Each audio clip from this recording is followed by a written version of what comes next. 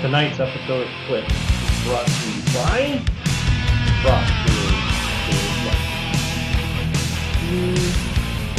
Loosen up. Jackie, I'm back.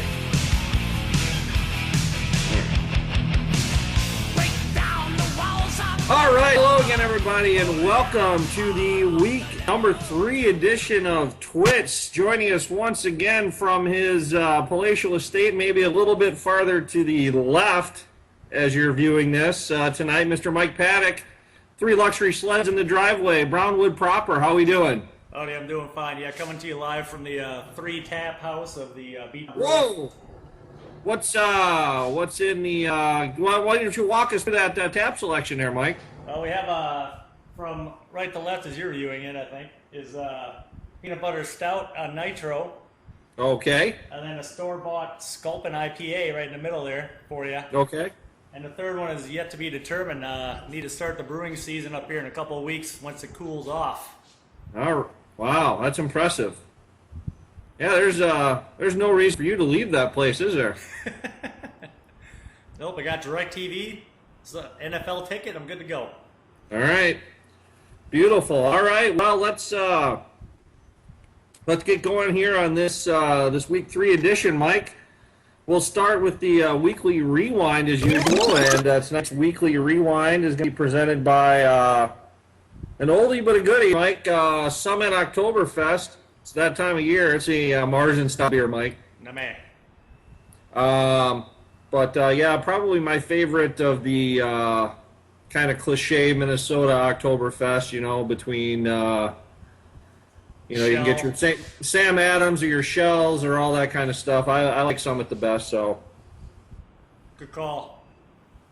that's what we're rolling with. All right, weekly rewind, Mike. The usual 5 SFFL matchups in week 2. Leading off, Mike, 40-30, you take out Bill. Clean living there. Calvin Johnson getting you 10, and that was good enough to beat Bill by 10 points there.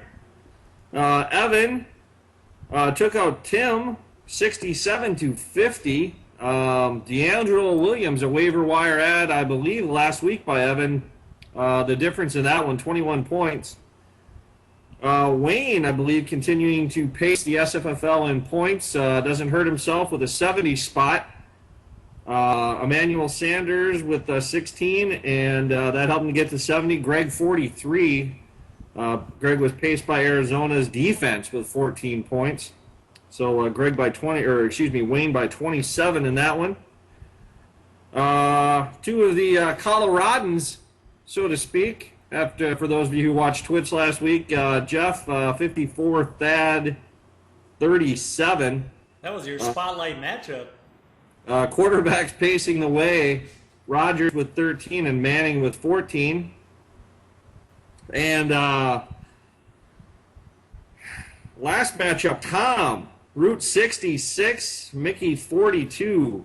Tom was paced by Odell Beckham, who got back on track with 13, and Mickey got 17 out of Antonio Brown, who continues to be a target, yardage, and touchdown monster. So, Mike, there's your weekly rewind.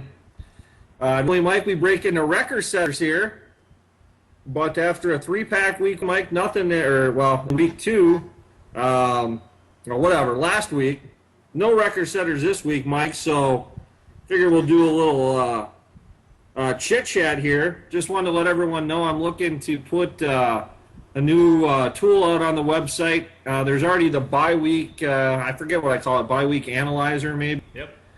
What I want to put out there is something that's going to be able to click on it, and it'll show your player who's on a bye, and then it'll show you your backups, who they're playing that week, and then the top selections available via free agency for each position. So that's something I always have been meaning to put out there, because you wonder, it's like, oh, well, I have, I don't know, Matt Stafford on a bye, I have this backup, but he might be playing the Jets that week or whatever. So look for that in the coming weeks. Mike, we were just chit-chatting before, when we were in the green room before the episode, and we were chit-chatting about our intro song. It's either Detroit Rock City or, as is the case this week, Metal Church's Start the Fire. But, I know everyone watches this religiously, but I tell you what, Mike, here's what we're going to do. First person who watches this and chimes back with us, sends us an email, gets to pick the intro song for next week. What do you think of that? Sounds good. Yeah, it pays to watch TWITS. All right, beautiful, Mike. Let's move on to the spotlight matchup and what's on tap. What do we have going on for this upcoming week number 3? Sondo Week 3 on tap, brought to you by Texas Brew Real Ale Gosa. You're already into the fall beers. This is actually a summer beer, tail end of the summer. Very light, kind of a... I think... Go ahead. Oh, go ahead. Yep. So, light summer beer? Yep. Okay. A little bit of spice. Pretty nice. Okay. Looks like they spelled goose wrong. Yes. It's German. They don't know how to spell. Oh. That would account. But in your spotlight matchup this week, we have Tim Cranky Pants at 1-1 and 117 points versus Wayne Bago at 2-0 at 142. And all-time points in this one goes to Wayne, 1690 to 1648. And he also leads the all-time series 24-21, winning. Oh, wait a minute. Tim won 3 of the last 4 matchups. Yes, but Wayne does lead the series. Yes, 24-21. Nice. See what happens this week. Tune in. Next up, we have Mike in the Paints at 1-1 and 93 points against yours truly. Oh, God. I didn't know we were playing each other. I did not either. We can't be doing TWITS this week. Leahy's Legion of Doom. Was that Leahy's? Leahy, yep. Mr. Leahy. Mr. Leahy to you, sir. At 2-0 and 124. All-time points is led by you, 1189, 1173. Don't forget it. And the series 15-13, winning 7 of the last 9. I'm right behind you. I can catch you. A lot of bad blood in that one. Oh, I'm sure. Next up, Bill and Dorothy Mantooth at 1-1 and 104 points against Tom Brixton Sky, 1-1 as well, 126 points this year. Tom leads that all-time points, 342 to 332. And the series 4-2, winning the last 4. See if Bill can break that streak. Next up, we have Mickey Crazy Mom. Anybody want a peanut? At 1-1 and 107 points versus Greg. Ain't nobody got time for that. At 0-2 and 84 points. Greg leads the points, 1573 to 1362. It's a pretty big margin, so you would expect that the series also goes to Greg at 23 and 15, winning 15 of the last 16 matchups. Wow, that's a stat right there. Also, Yeah. Special shout out to Greg, who did get his SFFL payment in at the deadline. Thad, I'm looking at you literally. Still waiting for your payment. So, all right. And speaking of Thad, the brick walls at 0-2 and 81 points because he can't get his lineup changed and he can't get any free agents apparently. Going up against Evan and the Minnesota Vikings at 1-1 with 101 points. Evan leads at all-time points, 1452 to 1431. But Thad leads the series, 22 to 17. You know what you call that? That's clean living. Evan has won 4 of the last 6 matchups, however, to get to that point. And right. That's what's on tap. Beautiful. All right. Let's break into, Mike, we're going to combine a couple segments here. We're going to bring back, speaking of oldies but goodies, we'll bring back the What's in a Number. We'll segue that into the 3-pack of facts this week. Mike, our first number, that's the number 1. Did you know, Mike, Sunday was the first time in NFL history that 2 Heisman-winning quarterbacks, Mr. Manziel and Mr. Winston, each earned his first career victory on the same day? I did not. Now you do. Also, Mike, number 25. Carolina Panthers quarterback Cam Newton ran and threw for a touchdown on Sunday. Mike, that's the 25th time he's done that. That's second most already in his career, his somewhat short career. Second in NFL history behind only, do you know, Mike? Yes, because I'm reading it. There you go. Steve Young. Do you know what Steve Young's number was? 8. No. Good one. Yes, it was. I mean, he wore number 8, Mike. I remember how many times in his career did he have both a passing and a rushing touchdown? I don't know. But I'm guessing, if anyone wants to look this up, let me know. But I'm guessing that number is probably somewhere close to probably 45-ish. Ooh. That's a big number. I'll take Wait a the long under. time. And then, Mike, lastly, the number 2. New England Patriots quarterback, you may have heard of him, Tom Brady. He joined Peyton Manning as the only players in NFL history to pass for at least 750 yards and 7 touchdowns with no interceptions in the first 2 games of a season. Woo! So there's your 3-pack of facts from around the NFL. Hope that brightened everyone's lives. That's good work. Mike, very popular segment looking at the market feedback that we got this week. The Who Needs a Hug segment. Last week, I believe Mr. Teisberg was in the arms and the love's embrace there. Who gets that notoriety this week, Mike? Yes, this week's online SFFL hug goes to one Greg Slowho Hodson. He already kind of put it out there on the message board, but his defense actually was his highest scoring player or position on his team this week at 14 points. And not only that, but had he just been playing me, Bill, or even Mickey or Thad, he would have won this week. So if you see Greg, if you're traveling, you're flying Tonawanda Airlines, whatever the hell it is. Saba. Yep, San Saba. Give Greg a hug. All right. All right, Mike. Another new segment we debuted last week to much critical acclaim was the Heels and Steel segment. We're going to bring that back here for our second edition, Mike. So let's put up this week's graphic, Mike, your top 3 steals. So these are the guys that most outpace their projected SFFL points. Leading the way, Mike, back from the dead, Larry Fitzgerald. He had 23 points. That's 17.75 more than he was projected to score. So nice job, Larry.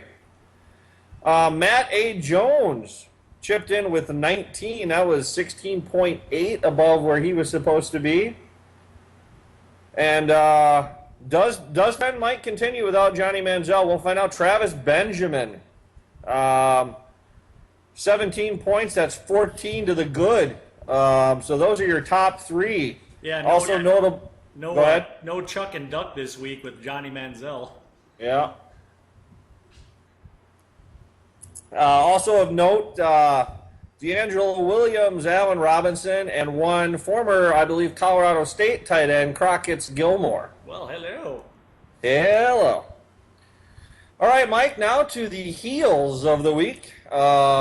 These are the guys that performed under expectation the most. So leading the way, not necessarily his fault. He went out early because of a bit of an ankle issue, Eddie Lacy. So he got the goose egg. It's about eight below his projection. Jeremy Hill, a couple of fumbles cost him. He only got you 1 point. That's also about 8 below his projection. And DeMarco Murray, who I believe has the lowest, his per carry average this year is below Peyton Manning's career average. I believe he's averaging about 1.1 yards per pop this year. Oh, boy. He got you 2 points, which is about 7 below where he was anticipated to be. So those are your top 3 heels. Last week was the week of the tight end, Mike. This is the week of the running back to be a heel, rounded out by Lamar Miller, C.J. Anderson, and Amir Abdullah. So all running backs on the top of the pop there. So there's your steals and heels. All right, Mike, we're rounding out week 3 here. Let's break into everyone's tertiary favorite, chalk talk. Won't be too long before I'm switching to college the way last week went. Although I tell you, Mike, last week was an absolute bloodbath in terms of trying to pick teams just straight up. Even I know ESPN lost. They said something like 67 or something percent of their eliminator pools all went out week 2. Whoa. I think there were 6 favorites of 6.5 points or more that all lost. So it was not an easy week. The Dolphins, who I expected a rebound game after a subpar game against Washington, I thought they would rebound against Jacksonville, but so far their defense isn't doing it. Lamar Miller gets dinged, and they do not come through. I believe they lost by a count of 26-20. So instead of the outright win, it was the outright loss. But that's all right, Mike. You know, that's rear view mirror, cracked rear view, #Hootie. So we're gonna go a little Atlanta this week, Mike. We're gonna go down south, close to you, to Jerry's World. They're taking on the Dallas Cowboys and laying a 1.5. The Romo-less. Yes, no Tony Romo, no Des Bryant, possibly no Jason Witten. So I'm going to go ahead, and to me that seems like, the one thing is there's no Tevin Coleman for Atlanta either, but I think Devonta Freeman will fill in nicely for him. So I like the Falcons. I don't think it'll be a runaway, but 1.5 certainly seems doable. So I'm taking the Falcons in week 3, Mike. Good call. I like it. You're not saying bet the house. That's right. All right, Mike. Dog of the week.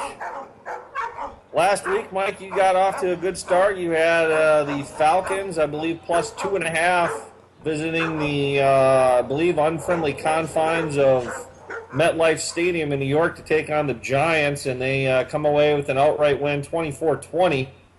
Don't even need the points, continuing that trend for you from last year. So what do you like as dog of the week this week? You heard it here. I don't like this one, but the number was too big. We have a couple reasons I don't like it. Number one, I follow the Packers. And number two, it's a Monday night game, so I got to stay up late. But we have Kansas City coming to the friendly confines of Lambeau Field, at the confines of the De Pere and the Wisconsin rivers. And they're actually getting 6.5 points. 6.5 points. I think it's the Fox River, but anyway. Fox and the Allegheny. It's the Fox and the Allegheny and the Monongahela, I think. Yes. Yes. So 6.5 points, and the Packers, I mean, they've won their last 2 games, but they haven't put anybody away, and the Chiefs' defense is pretty darn good, and so is their offense. So I'm looking for a tight game here. I'm looking for the Packers to pull it out, but I'll take the Chiefs with that 6.5 points, and there is your dog of the week. I like it. Yeah, I made my call on that one at 27-24 Pack. Everyone, watch out for number 50, Justin Houston, for Kansas City. He is a Clay Matthews clone, actually, probably with a little bit more ability to stop the run. So he's a beast. So, yeah, Packers' offensive line will definitely have its work cut out. Hopefully Mr. Barclay will play as well as he did last week against Skedaddle. Just side note, the commish, and let me not forget the other SFFL player, Mickey, and her brother Byron, and Brett Sonderman will be at Lambeau Field next Monday night. Brett's first trip there, Byron's first trip there. Not the first trip for Mick and I, but yes, we will be there rooting on the Packers. So Nice. That'll be a hell of a day. yes. So, Tuesday morning update might be slightly delayed. All right, Mike. That brings us to the game of the week. Last week we both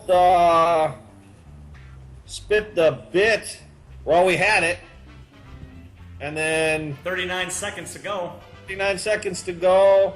Chiefs decide not to cover Emmanuel Sanders again on third down. They gave up like 10 third down conversions to him, matching the number he wears. Not Steve Young's 8, but Emmanuel Sanders 10. And then Jamal Charles decides to just seal the deal by fumbling the ball. That's a tutty 6, and it's in the books at 0-1 for us, Mike. But this week we're going to rebound. We're going to go, Mike, and I believe I saw the line on this game. I was a bit surprised, and maybe something got tweaked here, but it said, I believe, that Detroit was the favorite in this game. I'm not sure if that's actually confirmable or not, but I was a bit surprised.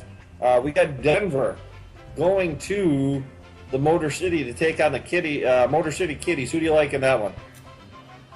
Yeah, Denver, again, back-to-back weeks in the game of the week. Yep. Because it's one of those things where you think they're struggling, but they pull it out, like you said. And, yeah, I just think there's too much problems going on in Detroit still. They're sitting at 0-2 now. I like Peyton Manning in this one. I'm going to go with the away team, under the dome.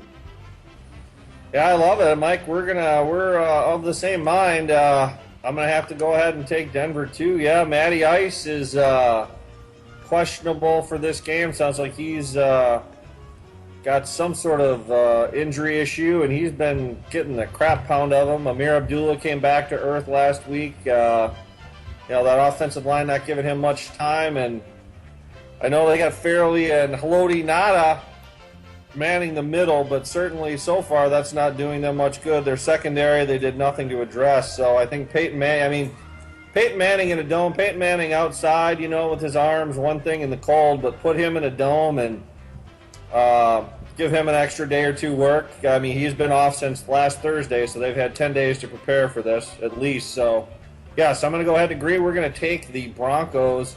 I don't know I swear the line's 7 on this, and I swear the Detroit's favored by 7. I'm not 100% sure of that. I don't know if you can quickly confirm that while I filibuster. Well, it's not on the SFFL site as of now. It just has injury report, so I'll check out NFL. All right. So that might not be accurate. There might be the line might be off for now, but yes. Anyway, we're both going to take the Broncos to go in. That's your Sunday night game, I believe. That's how you'll close out your weekend, Mikey, with the little Matty Ice. So, all right. Well, that does it for the week number 3 edition of TWITS. Mike, if you want to see this edition or any past episodes, head on over to vh1classic.com or log on to YouTube and check out our channel. So, until next time, Mike, we'll say good night and good luck to everyone in week number 3. Adios. Adios.